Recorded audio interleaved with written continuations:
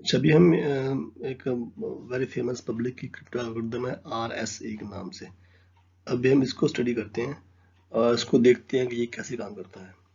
पहली बात तो ये कि 1977 में 3 मैथमेटिशियन थे, Ron Rivest, Adi Shamir and Edelman.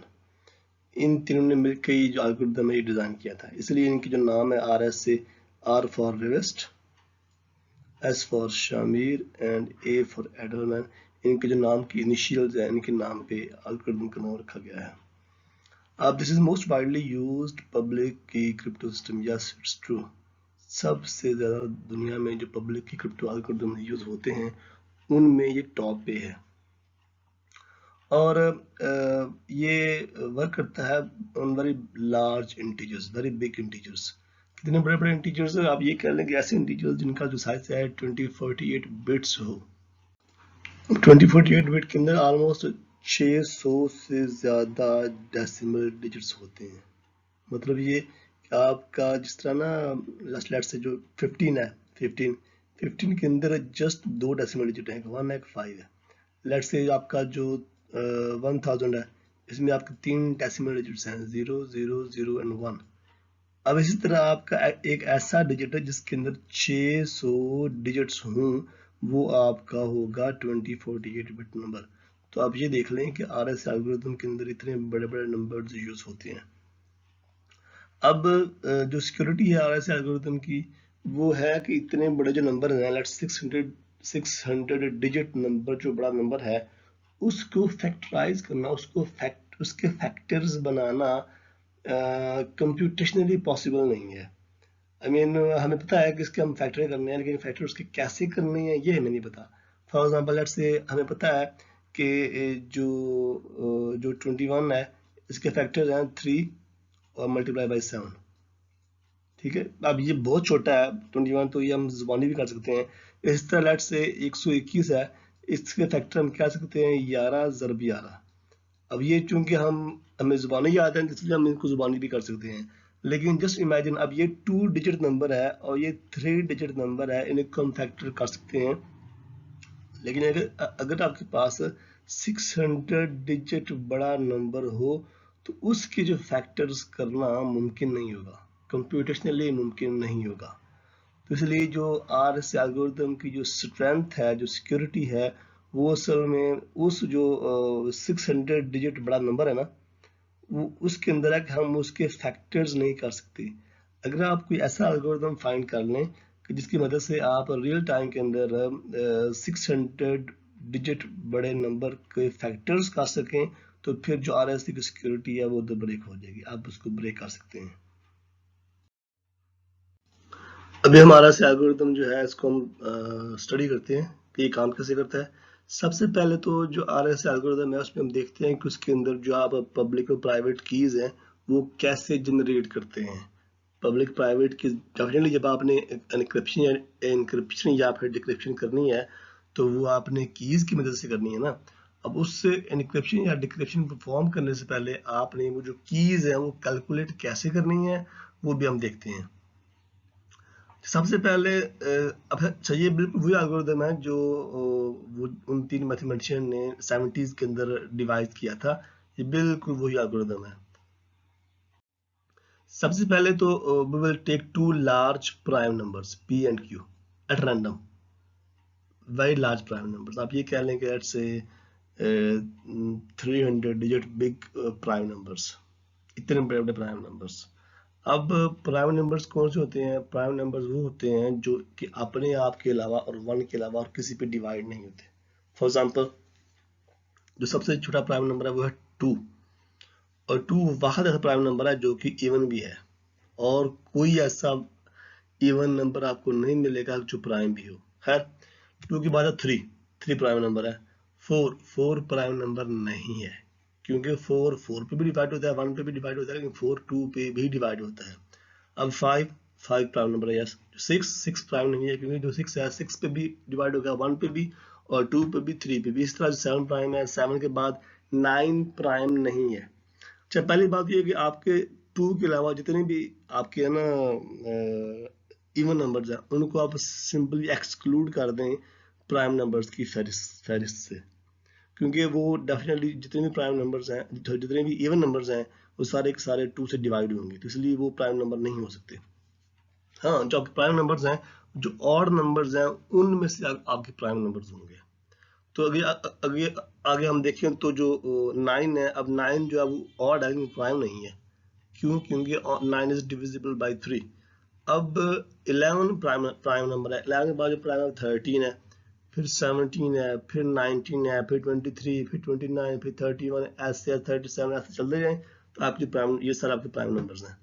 तो असल में इन एक्चुअल RSA एल्गोरिदम के लिए उसकी की जनरेट करने के लिए आप दो बहुत बड़े प्राइम नंबर्स लेंगे, वेरी लार्ज प्राइम नंबर्स। कितने बड़े प्राइम नंबर्स? जिनके अंदर let's say 1024 bits big number, जिनके अंदर 300 डिजिट बड़े प्राइम नंबर हो। दो नंबर लेने आपने randomly, let's name them P और Q। अब उसके बाद आप उन दोनों को मल्टीप्लाई करके उनका जो पब्लिक मॉडुलस है वो आप कैलकुलेट कर लेंगे n। अब n को पब्लिक मॉडुलस क्यों कहते हैं हम आगे जाकर देखेंगे। खैर इन सिंपली आप p और q को मल्टीप्लाई करेंगे और आप n कैलकुलेट कर लेंगे। अब उसके बाद आप जो यूलर कोएफिशिएंट है वो आप कंप्यूट करेंगे phi n। अब phi n होगा आपका p-1 मल्टीप्लाइड बाय q-1। सही, ये आपका phi n आ गया। अब यहाँ तक आपने कहा, यहाँ तक बहुत इजी था, चीजें बहुत इजी थी। अब उसके बाद आपने जो पब्लिक की है वो आपने चूज करनी है। Now you choose public exponent e. E कह लें कि आपके ई का मतलब है एनक्रिप्शन की। अब जो आप पब्लिक की चूज करेंगे वो आप इस तरह चूज करेंगे कि that it has to fulfil 2 conditions. एक तो जो पब्लिक की है ये 1 से बड़ी हो और जो phi n है उससे छोटी हो, पहली कंडीशन ये है। और दूसरी कंडीशन ये है, it should be relatively prime to phi n। अब रिलेटिवली प्राइम का मतलब ये होता है कि अब अगर दो नंबर्स एक दूसरे के रिलेटिवली प्राइम हैं या को प्राइम हैं, तो मतलब ये कि उन दोनों के अंदर कोई भी कॉमन फैक्टर नहीं होता सिवाय 1 के। मतलब ये कि अगर लेट्स से हम कहते हैं कि जो e है, e should be relatively prime और coprime with respect to phi n, तो इसका मतलब है phi n और e का जो GCD है, जो ग्रेटेस्ट कॉमन डिवीजर है, वो 1 होना चाहिए। इस तरह आपने जो e है वो चूज करना है। अब यहाँ पे जहाँ तक तो बात होगी कि आपने जो पब्लिक की है वो आपने इस तरह चूज करनी है कि वो phi n से छोटा हो और 1 से बड़ी हो पब्लिक की, और फिर उसके बाद पब्लिक की और phi n का जो GCD है वो 1 हो। अब इसके बाद जो स्टेप है वो थोड़ा सा उसमें पेशेंस चाहिए। वो ये है कि आप जो प्राइवेट की है जिसको हम D बोलते हैं, D फॉर डिक्रिप्शन की। अब आपने प्राइवेट जो की है वो कैलकुलेट करनी है। पब्लिक की आपने चूज की थी, आपने सेलेक्ट की थी रैंडमली कोई भी, लेकिन इन दो कंडीशन पे जो पूरा उतरती हो। लेकिन अब जो प्राइवेट की है वो आपने कैलकुलेट करनी है, चूज नहीं करनी। अब ये कैलकुलेशन इस तरह की है कि ये कैलकुलेशन मेक्स श्योर है कि जो पब्लिक की आप चूज कर चुके हैं और उसके अगेंस्ट जो प्राइवेट की अब आप कैलकुलेट कर रहे हैं, ये दोनों एक दूसरे का मॉडुलर इनवर्स हों। अब ये दोनों एक दूसरे का मॉडुलर इनवर्स होती हैं कीज, पब्लिक और प्राइवेट कीज, तो उसी वजह से हम इस काबिल होते हैं कि जो डेटा हमने पब्लिक की से एनक्रिप्ट किया है वो सिर्फ और सिर्फ उसकी जो करस्पॉन्डिंग प्राइवेट की है उससे ही डिक्रिप्ट कर सकते हैं, एंड वाइस वर्सा। अब जो प्राइवेट की है वो किस तरह आपने चूज करना है, ये थोड़ा सा कह लेंगे सब्र वाला काम है, हिम्मत वाला काम है। वो इस तरह के जो D है जो आपने कैलकुलेट करना है, it should B modular inverse two E with mod phi n। अब इसका मतलब ये है कि आपने D को जब आप मल्टीप्लाई करेंगे E के साथ और आप मॉड कैलकुलेट करेंगे phi n,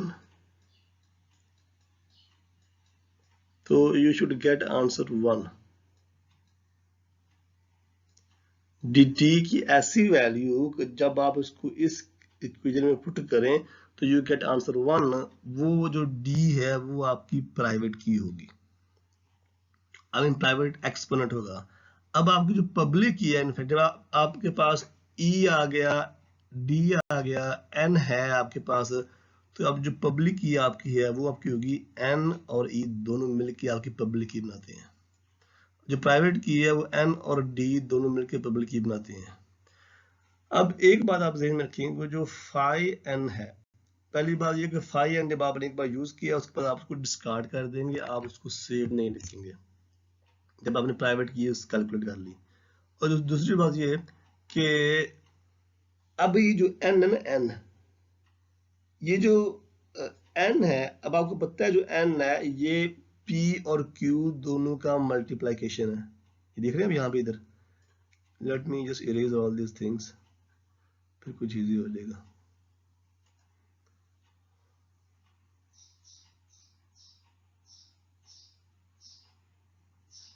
ओके, और जो n है वो देखिए p और q का मल्टीप्लीकेशन है। अब अगर कोई बंदा इस काबिल हो कि वो n के फैक्टर्स फाइंड कर सके, अब n के फैक्टर्स कौन से हैं, p और q। अब अगर कोई बंदा इस काबिल हो जाए कि वो n के फैक्टर फाइंड कर सके और उसके पास e हो, तो वो वेरी इजीली प्राइवेट की कैलकुलेट कर सकता है। कैसे? लेट्स से अगर अब आपने फाई n आपने डिस्ट्रॉय कर दिया आपकी की कैलकुलेट करने के बाद, जो हैकर है उसको जस्ट जो फाई n है वो चाहिए आपकी प्राइवेट की कैलकुलेट करने के लिए। अब वो कैसे? जब उसके बाद n आ गया ना, ऐसे n को आ गया और वो इस काबिल हो कि वो n को फैक्टराइज कर सके और p और q फाइंड आउट कर सके। जब p और q फाइंड आउट कर लेगा तो वो बहुत इजीली फाई n भी फाइंड आउट कर लेगा। तो जब उसने फाइन n कैलकुलेट कर लिया तो उसके पास e है, तो इस एल्गोरिथम की मदद से वो फिर आपकी प्राइवेट की भी कैलकुलेट कर लेगा, d भी कैलकुलेट कर लेगा। लेकिन मैंने आपको पहले बताया कि जो आप p और q चूज करते हैं, they are two very large prime numbers, very large prime numbers. कितने large? Around 300 digits number, let's say 1024 bit number, 1024 bit big number आप चूज करते हैं p और q। तो यहाँ जब आप p और q को मल्टीप्लाई करेंगे तो जो n है, n will be 2048 bit number. अगर ये दोनों 1024 बिट्स हैं तो जो n है वो 2048 बिट बिग नंबर होगा।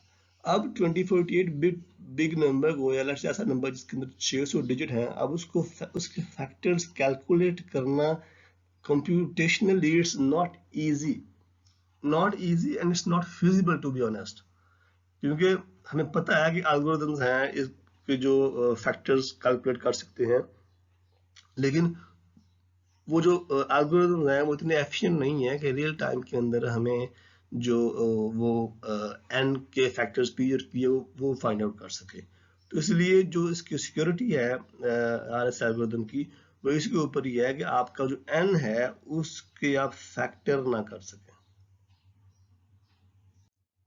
अब उसको हम देखते हैं कि RSA के अंदर जो आपने एनक्रिप्शन और डिक्रिप्शन है वो कैसे परफॉर्म करेंगे भला। अब एक पहली बात ये कि जो RSA एल्गोरिथम है ये जस्ट नंबर्स के ऊपर काम करता है, कैरेक्टर्स के ऊपर नहीं।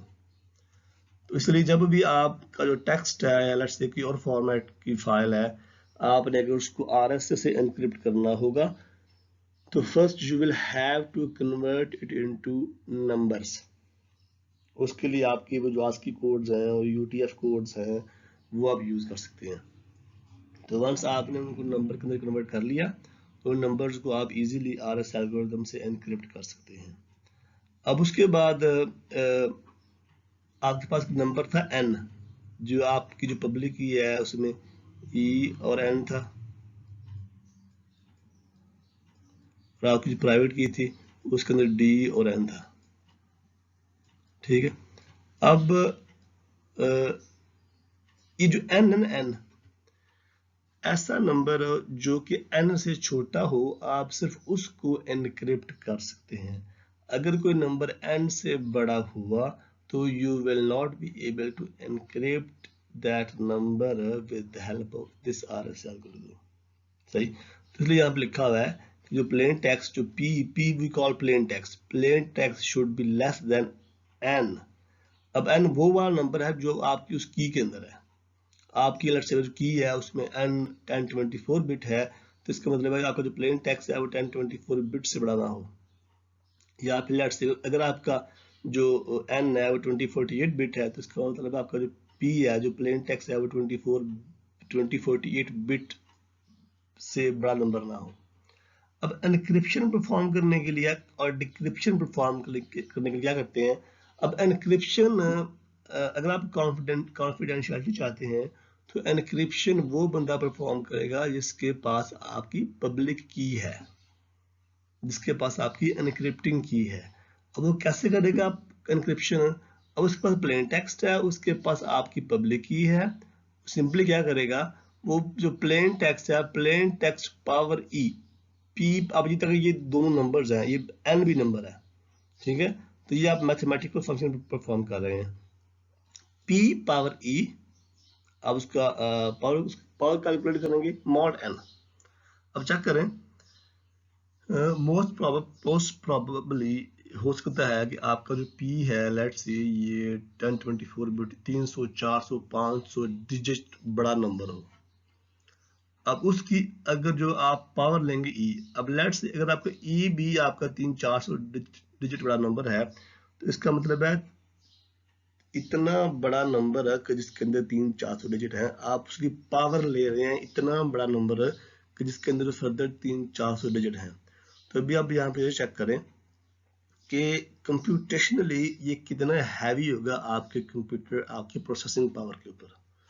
तो जब आप मजे की बात एक और यहाँ पे आपको बता दूं कि जो आपकी नॉर्मल C++ की जो लाइब्रेरीज हैं वो इतने बड़े नंबर्स को हैंडल नहीं कर सकती। उनके अंदर जो जो इंट है, डबल है, लॉन्ग है, जो भी है, उनकी जो लेट्स से जो जो नंबर आप उनके अंदर स्टोर कर सकते हैं, वो इतना बड़ा नंबर आप उनमें स्टोर नहीं कर सकते।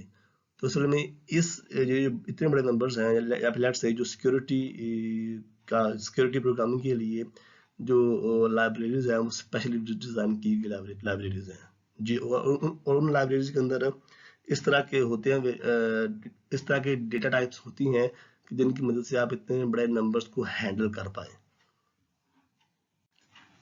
अब एनक्रिप्शन करने के लिए जो सेंडर है वो क्या करेगा, वो पब्लिक जो आपका जो प्लेन टेक्स्ट है उसकी पावर लेगा पब्लिक जो कि एक्सपोनेंट है, p पावर e करेगा, फिर मॉड n करेगा। अब ये जो मॉड है ना, मॉड असल में कैलकुलेट करता है रिमाइंडर, मैंने आपको पहले ही बताया था। खैर, तो जो जब आप p पावर e करेंगे फिर मॉड n करेंगे, जो रिमाइंडर आएगा वो आपका साइफर टेक्स्ट होगा। अब वो जो साइफर टेक्स्ट है वो आप भेज देंगे उस बंदे को जिसकी पब्लिक की आपने यूज की है। अब उसने उस साइफर टेक्स्ट के अंदर से जो प्लेन टेक्स्ट है वो निकालना, रिकवर करना है। वो कैसे करेगा, उसके पास मैंने आपको पहले बताया कि जो ई और डी हैं they are inverse of each other.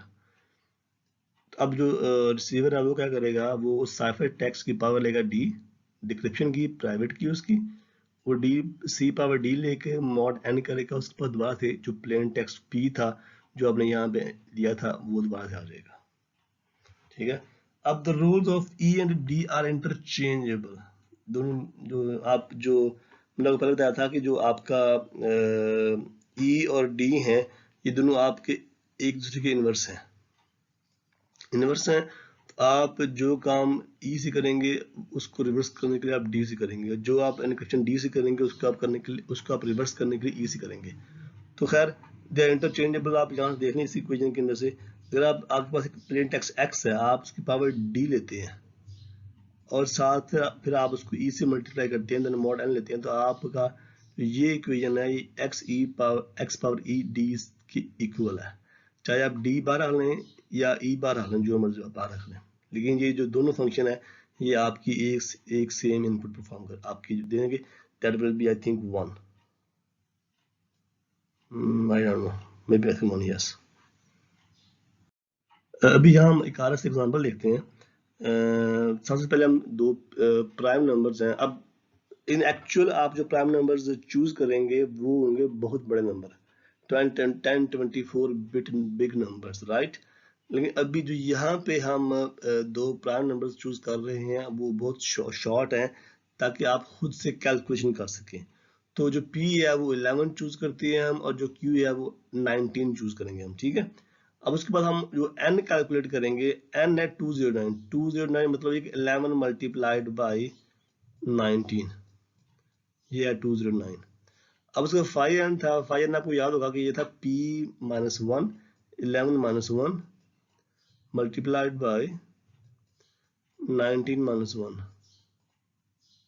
19 minus 1, तो ये 10 ज़रब 18 180 हो गया। अब उसके बाद आप अपने पास से एक जो पब्लिक की एक्सपोनेंट है वो आप चूज करेंगे। Let's say we choose 31। अच्छा, पब्लिक की चूज करने के लिए मैं आपको एक बड़ा सादा सा तरीका बताता हूँ कि कोई भी ऐसा, अच्छा ये लाजमी नहीं है ऐसा ही हो, लेकिन ये जस्ट आपकी सिंपलिसिटी के लिए है। क्योंकि जब आप पब्लिक की चूज करेंगे तो आपको ये भी फाइंड करना पड़ेगा कि क्या वो फाइव के को प्राइम है या नहीं वाला, या उसके लिए रिलेटिवली प्राइम है या नहीं है। अब जो फाइव है वो हमेशा आपका इवन नंबर होगा, हमेशा आपका, क्योंकि आप ये दो इवन नंबर्स को मल्टीप्लाई कर रहे हैं, तो you will always get it uneven number जो फाइव है आपका। अब जो ई है, ई आप ट्राई टू चूज ई कि जो प्राइम नंबर हो। अब जो प्राइम नंबर है वो हमेशा कह लें कि जो इवन नंबर्स के रिलेटिवली प्राइम होंगे। आई मीन कि जो आपके प्राइम नंबर्स हैं और जो इवन नंबर्स हैं उनके बीच में जो कॉमन फैक्टर है वो उनका, या फिर उनका जो जीसीडी है वो हमेशा 1 होगा, 1 से बड़ा नहीं होगा, अनलेस कि आपका जो आपका इवन नंबर है वो आपके प्राइम नंबर का ही कोई मल्टीपल ना हो जाए। इन दैट केस डेफिनेटली आपका जो प्राइम नंबर है वो आपका जीसीडी होगा। लेकिन ट्राई टू चूज कि आपका जो ई है वो कोई प्राइम हो। इन दैट केस क्या होगा, आपको वो जो जीसीडी कैलकुलेट करने वाली हैजल है आप उससे बच जाएंगे। खैर, लेट्स से हमने जो चूज किया है, हमारा जो पब्लिक की एक्सपोनेंट है वो है 31, मीन हमारी जो पब्लिक की है वो 31 होगी। अब उसके अगेंस्ट हमने जो प्राइवेट की है वो कैलकुलेट करनी है। तो वो हमने जब वो मैंने आपको बताया था ना कि D multiplied by E mod five N, जब आप ये करें तो आपके पास 1 आना चाहिए। तो आपको ये खुद से कैलकुलेट करना पड़ेगा। तो लेट्स से ऐसी कौन सी वैल्यू डी की कि जब हम लेट्स, अब डी यहाँ पे लेट्स से हमने कैलकुलेट करना है। अब ई हमारे पास है 31, जो मॉड जो 5n है वो हमारे पास है 180। अब डी की ऐसी डी कौन सा ऐसा डिजिट है कि जिसको हम इस इक्वेशन में पुट करेंगे तो हमारे पास 1 आए, वो समय है 151। 151 अगर लेट से आप डी की जगह पे 151 यहाँ पे रखते हैं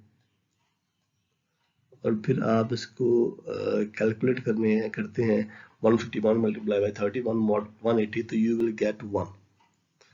अब जो आपका विंडोज के अंदर कैलकुलेटर है, साइंटिफिक कैलकुलेटर, उसकी मदद से आप इतने बड़े नंबर्स की जो मल्टीप्लिकेशन है वो परफॉर्म कर सकते हैं, आप मॉड कैलकुलेट कर सकते हैं। लेकिन आपकी जो नॉर्मल आपके कैलकुलेटर्स हैं, लेट्स से वो जो कैसियो वाले कैलकुलेटर्स हैं, उनके अंदर आप मॉड कैलकुलेट नहीं कर सकते। खैर, हमारे पास ई आ गया, हमारे पास डी आ गया, तो इसका मतलब है हमारी जो हमारी पब्लिक की है वो होगी 31 और 209। अब इस तरह हमारी जो प्राइवेट की है वो होगी 151 और 209। अब लेट्स से इसके हमने एनक्रिप्शन और डिक्रिप्शन परफॉर्म करनी है। फॉर एग्जाम्पल लेट्स से हमारे पास जो प्लेन टेक्स्ट है वो 3 प्लेन टेक्स्ट के 3 लेट्स से ब्लॉक्स हैं, 10 है, 13 है, 23 है। अभी हम चेक करें कि हम ये देखना है कि जो प्लेन टेक्स्ट आपका है वो आपका n से छोटा हो, 209 से छोटा। तो हम देखते हैं तो हमारा जो P1 है, P2 है और P3 है, ये सारे के सारे 209 से छोटे हैं यार, स्मॉलर देन 209। अब उसके बाद जब आप साइफर टेक्स्ट कैलकुलेट करेंगे C1 C2 C3, तो क्या करेंगे आप 10 पावर पब्लिक की का जो 31 है, 10 पावर 31 mod 209। तो अब जब आप इसका कैलकुलेट करेंगे तो आपका जो रिमाइंडर है वो 32 आ जाएगा। ये आपका साइफर टेक्स्ट है अगेंस्ट 10। अब इस तरह जब आप जो नेक्स्ट प्लेन टेक्स्ट ब्लॉक है वो 13 है, 13 पावर 31 करेंगे, mod 209 लेंगे, तो जो आपके पास you will get cipher text 167। बिल्कुल ऐसे ही आपका जो लास्ट प्लेन टेक्स्ट ब्लॉक है वो है 23। तो 23 पावर 31 करेंगे, मॉड कर कैलकुलेट करेंगे 209, तो यू विल गेट 199 आपका साइफर टेक्स्ट आ गया। अब आप इनको रिवर्स भी कर सकते हैं। रिवर्स करने का मतलब ये है कि रिवर्स करने का मतलब ये है कि आप इन साइफर टेक्स्ट से बैक आप प्लेन टेक्स्ट कैलकुलेट कर सकते हैं, कैसे, जिस तरह भी यहाँ पे आ गया होती। आपने जब 32 जो रिसीवर है, जब आप अब जो रिसीवर है उसको 32, 167 और 199 भेज देंगे, तो रिसीविंग एंड पे जो रिसीवर है वो खुद ही इसमें से अपनी प्राइवेट की मदद से प्लेन टेक्स्ट कैलकुलेट कर लेगा। कैसे, क्या करेगा, वो 32 पावर 151 लेगा, mod 209 लेगा, and the result he will get it's 10। और 10 ये चेक करें बिल्कुल वही है जो यहाँ पे प्लेन टेक्स्ट था, जो उसने एनक्रिप्ट किया, यहाँ पे उसने एनक्रिप्ट किया था, देख रहे हैं आप लोग। अब उसके बाद जो नेक्स्ट है जो वो ये 167 को डिक्रिप्ट करेगा, तो उसको वो डिक्रिप्ट करने के लिए 167 पावर 151 जो प्राइवेट की है, mod 209, and he will get 13। अब 13 बिल्कुल वही है जो उसने C2 में एनक्रिप्ट किया था, देख रहे हैं आप लोग। और आपका सेकंड ब्लॉक प्लेन टेक्स्ट है। अब उसके बाद जो लास्ट साइफर टेक्स्ट था वो था 199। अब 199 को जो रिसीवर है वो डिक्रिप्ट करेगा 199 पावर 151 जो प्राइवेट की है, mod 209, और इसका आंसर आएगा 23। आप बेशक कैलकुलेट कर लीजिएगा उसको साइंटिफिक कैलकुलेटर के ऊपर। और 23 वही है जो सेंडर ने आखिरी एनक्रिप्शन में एनक्रिप्ट किया था plain text, I mean last block of plain text. ठीक है, आई होप ये काफी क्लियर होगा आप लोगों को। अगर आपको कभी भी इशू है, कोई लेट्स से कंफ्यूजन है, तो जब हम ऑनर मिलेंगे तो फिर आप मुझसे दोबारा क्वेश्चन पूछ लीजिएगा।